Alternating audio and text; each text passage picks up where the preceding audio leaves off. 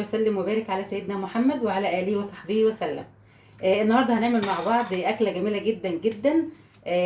خصوصا عند المصريين بيعشقوا الاكله دي. هنعمل مع بعض باميه باللحمه الضاني، بس انا مش هعملها في الفرن، مش هدخلها الفرن خالص. هعملها كده معاكم على البوتاجاز، طبيخ يعني مع بعض. بس لازم نعمل الاول تشويحه للحمه، علشان انا مش هدخلها الفرن، لازم اعمل لها تشويحه هتشوفوها معايا دلوقتي. هنبدا بقى نعمل الباميه. انا هعملها في صينيه عادي، عايز تعمليها في حله براحتك يعني. يبقى البوتاجاز اهم حاجه ان الصينيه تسخن جدا، ومعاها مكعبين من الزبده زي ما انتم شايفين كده. انا معايا بقى لحمه ضاني، المقادير لحمه ضاني، ومعانا كمان بصله كبيره مبشوره، معانا طماطم حوالي يعني كيلو الا ربع طماطم كده. انا بشراه مش عصراه في الخلاط. تمام كده. معانا كمان البهارات اللي احنا هنحطها معانا في الوصفه بتاعت النهارده. فلفل اسود، انا عايزه بس النار عشان الصينيه تسخن جامد. معانا معلقه فلفل اسود صغيره، معلقه كمون او نص معلقه كمون، معلقه بهارات سبعه، معلقه بهارات لحمه، معلقه كزبره كبيره. اهم حاجه الكزبره يا جماعه، زودي الكزبره شويه، والملح ده هنخليه للاخر. معلقه ملح صغيره وتدوقي برده. تمام كده كله تمام. معانا كمان توم، 4 فصوص توم. معايا 4 فصوص من التوم كبار شويه. معانا كمان قرنين فلفل حامي، لو عايزه تحطيهم براحتك، مش عايزه استبعديه. كده تمام كله تمام. هنبدا بقى نسخن. اللي مش عايز يعمل بزبده براحتك، بس عشان انا هحط الباميه فيها فلازم قلت احط زبده بقى، تدي لها نكهه جميله جدا. وهي اصلا لحمه ضاني بتبقى فيها اصلا دهون كده ضاني برده، بتنزل كلها مع بعضها، فبتبقى الطعم والريحه خطيره.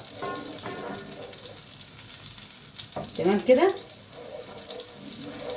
ساحت خلاص. احنا عايزينها بس تسخن قوي علشان ندي اللحمه صدمه وتنزل العصاره اللي فيها. اللحمه بقى ممكن تقطعها قطع كده يا جماعه زي ما انتم شايفين. الصينيه سخنت بالقطعتين الزبده اللي فيها. ولو عايزه تقطعي زي ما قلت لك كده اللحمه قطع صغيره براحتك خالص. انا حطيتها زي ما هي كده تاخد صدمه. فاول ما انا حطيت اللحمه كلها زي ما انتم شايفين كده، مش هحط لها اي توابل ولا اي حاجه خالص غير لما تاخد صدمه من تحت وتحمر، وبعد كده هحط لها التوابل.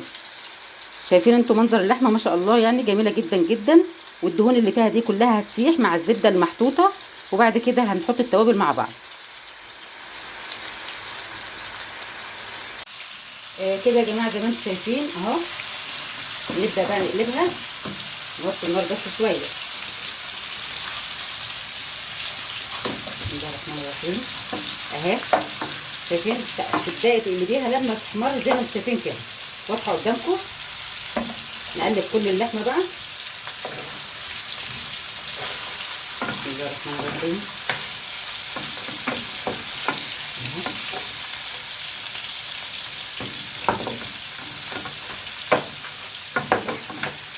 شايفين حتى كمان اللي هي القطعه اللي فيها دي احمرت برده ازاي. اهي بوريها لكم برده اهي. لازم طعمها بقى بيبقى لذيذ جدا جدا. برده دي كده شايفينها برده طبعا يا جماعه، اهي باينه قدامكم طبعا. اقلب بس كله، وبعدين عشان اضيف البهارات اهي.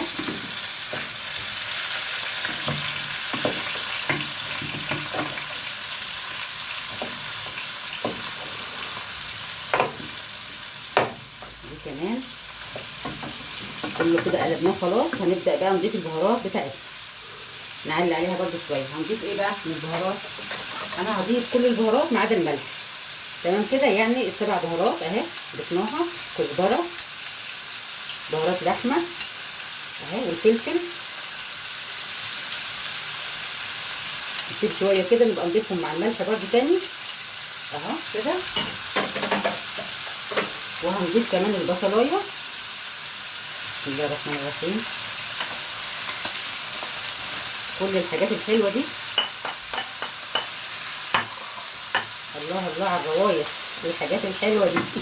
وهنضيف كمان الفلفل الحامي. بصوا يا جماعه الجمال. وهقطع بقى هقطع اللي هي الفصوص بتاعت الثوم دي. نقلب بس تقليبه كده كويسه. كله دلوقتي هيمتزج مع بعضه ويختلط ببعض. كده الباميه لحد دلوقتي ما حطيتهاش، لازم اللحمه الاول تاخد سوا شويه علشان قبل ما احط عليها الباميه. وادي السكينه، وهنقطع كمان يا جماعه معاها ايه فصوص الثوم قطع صغيره كده اهي. يا جماله يا جماله، يا حركاتك يا تكاتك. شايفين شايفين الجمال يا جماعه. الباميه دي بقى دي على طول احنا بنعملها بصراحه، يعني ممكن ما نعملهاش طاجن في الفرن، وبنعملها بالطريقه دي بتبقى جميله جدا.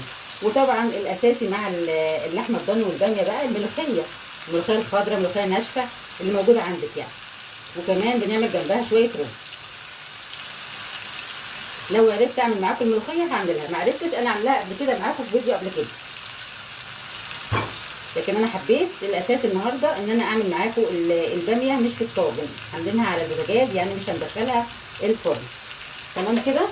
نوطي النار شويه عليها بقى وابدا اديها تقليبه اهي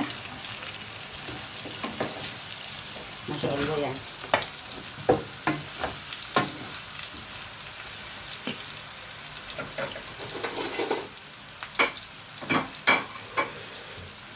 انا بصراحه بحب اقلب بالمعلقه دي اهي كده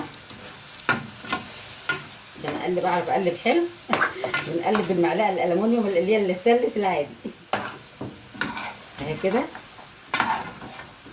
كله اتقلب وامتزج ببعضه كده خلاص. مش هزود حاجه برده، هسيبها كده لحد ما تسرد العصاره اللي فيها كلها والدهون اللي فيها كلها تسيح، ونوطي عليها النار خالص واغطي بقى عليها وارجع لكم تاني. بس احنا حطينا الحاجات الاساسيه، البهارات وكل الحاجات دي اللي بتدي بقى الريحه الخطيره. وكمان في حاجه هحطها يا جماعه نسيت اقول لكم عليها، الحاجه الجميله جدا. هنحط معلقه حبهان مطحون اهي كده، معلقه صغيره. ده حبهان مطحون بقى، اتفرجوا بقى على الريحه قصدي. هتشوفوا الريحه جميله جدا. تجربوا يا جماعه كل الحاجات اللي بقول لكم عليها دي، تعملوها خطوه بخطوه، هتاكلي احلى باميه باللحمه الضاني. يا سلام يا سلام يا سلام. طبعا انتوا عارفين اللحمه الضاني لما بتكون صغيره يعني مش كبيره، لحمه ما بتغيبش في السوا. فانا هسيبها بقى لحد ما بقى تشرب كده، هغطيها بس وبعد كده ارجع لكم تاني اهي. نغطي بقى الغطا ونرجع مع بعض تاني.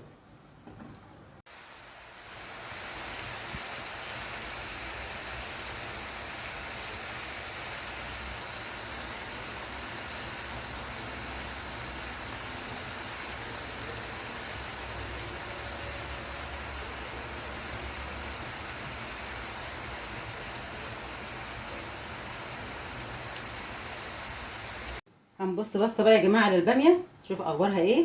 بسم الله الرحمن الرحيم، الله اكبر، ما شاء الله جميله جدا جدا. شايفين اتشربت خالص، حتى الميه اللي هي ايه اهم حاجه كانت تتشرب الميه بتاعتها اصلا. هزودها بقى شويه ميه سخنه بتغلي كده بسم الله اهي، شويه صغيرين خالص، واسيبها بقى تغلي مع نفسها كده شويه قبل ما احط بقى الباميه والطماطم. بس كده هتزودها شويه ميه، الملح برده لسه دلوقتي مش هزوده، هسيبها بقى تغلي وتاخد مع نفسها لحد ما تتشرب وارجع لكم تاني. شوف بقى اللحمه يا جماعه نعمل ايه بعد كده. الخطوه اللي بعد كده، اللهم صل على سيدنا محمد. معايا الباميه بقى، انا كنت جايبه كيلو باميه ومقمعاه وشايلاه في الفريزر عادي، لسه ما اشتريتش بصراحه عشان اخزن. هنضيف طبعا على اللحمه بقى عشان تاخد تشويحه الباميه برده اهي. شايفين الباميه جميله وخضره برده ازاي، ما جرالهاش اي حاجه اهي كده. انا عايزه اديلها تشويحه مع اللحمه قبل ما احط الطماطم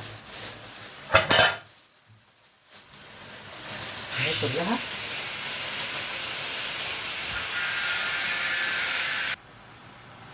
كده زي ما انتم شايفين الباميه بقى هعملها ايه، هشوحها بس شويه مع اللحمه اهي كده قبل ما احط الطماطم.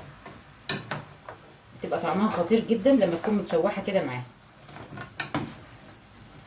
كله بقى بيشرب من بعضه، البصل واللحمه والصوص اللي واقع بتاع اللي هو في الصوص بتاع اللحمه، الباميه بتاخد منه بقى، بتبقى تحفه جدا اهي. وهبدا بقى انزل بالبهارات والملح بسم الله اللي احنا كنا سايبينهم مع بعض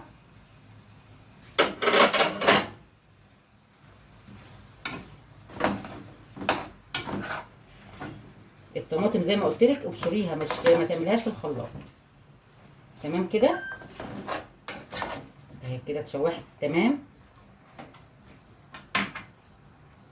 هبدأ بقى اعلي البوتاجاز عليها شوية.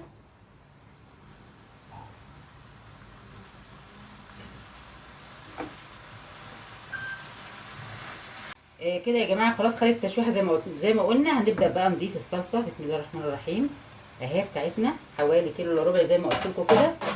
وطبعا هسيبها بقى لحد ما تسبك في قلب بعضها. انا بشره الطماطم دي زي ما قلت يا جماعه بشراها مبشوره. وهجيب بقى شويه ميه سخنه برضو نزودها اهي. بسم الله. ميه سخنه لان احنا طبعا مش هحط شوربه لان اللحمه اصلا هتشرد كل حاجه فيها زي ما قلنا.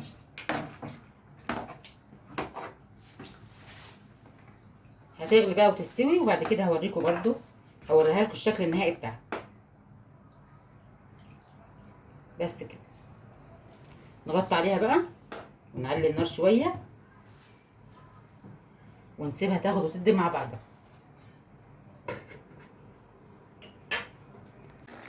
كده يا جماعه زي ما انتم شايفين خلاص الباميه واللحمه بداوا يتسبكوا مع بعض اهو خلاص. هزودها بقى شويه ميه صغيرين خالص، وطبعا تدوق الملح تشوفيها عايزه ملح ولا لا. وكده هسيبها بقى حوالي كمان 5 دقايق بس هتكمل باقي السوا وخلاص على كده. وتاكلوا احلى باميه. دي الطريقه بتاعتي اللي انا بعملها بصراحه. كل واحد بيبقى ليه طريقه. ممكن تاخد الصينيه دي بحالها كده تحطها في طاجن لو عندك طاجن وتحطها في الفرن تحت الشوايه، او في الصينيه زي ما هي كده وتسيبيها تاخد وش كمان هتبقى خطيره. بس كده واشوفكم ان شاء الله يا رب. اتمنى يكون الفيديو عجبكم بتاع النهارده الباميه الطريقه بتاعتي. وطبعا ما تنسوناش بقى في اللايك والشير، واللي مش مشترك عندي في القناه يشترك ويفعل زر الجرس علشان يوصلكم مني كل جديد. واشوفكم ان شاء الله في فيديو جديد ووصفه جديده من مطبخي ساميه زين في رعايه الله وحفظه. مع السلامه.